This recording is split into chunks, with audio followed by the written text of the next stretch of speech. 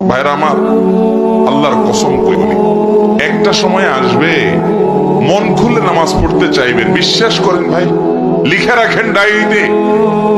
আপনাকে যদি আল্লাহ হায়াতে বাঁচিয়ে রাখেন, যুবক ভাইয়েরা, তরুণ ভাইয়েরা, একটা বয়স আসবে মনে চাইবে একটু রবকে মন খুলে সেজদা দিয়ে একটু লম্বা করে রুকু করি, পারবেন না, অসুস্থ হয়ে যাবেন, রোগ বালায় ধরে ফেলবে। বাবারে, সে সময় আসবে না? বৃদ্ধ মুরব্বীদেরকে, চাচাদেরকে জিজ্ঞাসা করেন, চাইলেও ওযু ধরে রাখতে পারে না, নামাজ পড়তে পারে না, চাইলেও পারে না। একটা সময় আসবে চাইবেন, পারবেন না।